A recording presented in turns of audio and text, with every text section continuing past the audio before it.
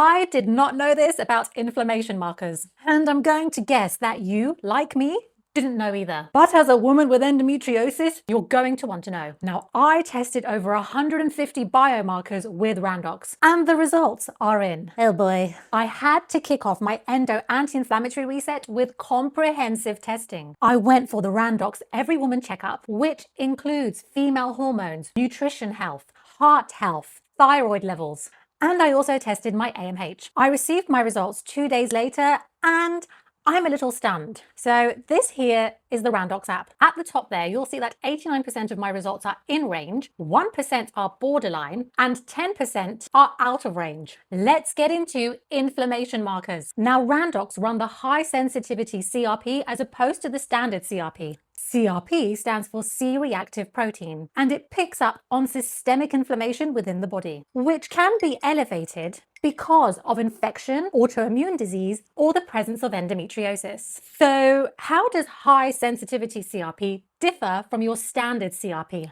In a nutshell, think of your standard CRP as a smoke detector for big fires, whilst your high sensitivity CRP detects subtle threats like carbon monoxide that are brewing silently under the radar. Basically, CRP will pick up on significant inflammation that you'd get from an infection or a major endo flare, whilst your high sensitivity CRP can identify low-grade chronic inflammation from your bog standard chronic condition. In cases of endometriosis, typically speaking, endometriotic growths will create low-grade, persistent systemic inflammation, which makes the high sensitivity test more relevant. Now, 1 month ago when my GP tested my CRP, it was 1.8 milligrams per litre, which sits within the NHS's normal range. When I saw Randox's high sensitivity CRP result, it gave me a heart attack because it's 15.71 milligrams per litre. Before, oh my God, from 1.8 to 15? But what does this actually mean? It means calm down, because together the two sets of results are actually pretty aligned. My 1.8 CRP means that I don't have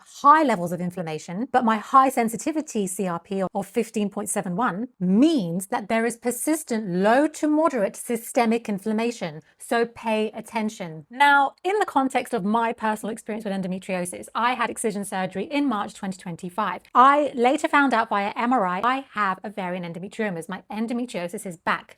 Now, had I had regular high sensitivity CRP testing, I would have known that endometriosis was brewing again. If you are interested in testing with Randox, I do have a link in my bio and a code endostasis, which gives you 12% off your purchase. Next up, my thyroid results.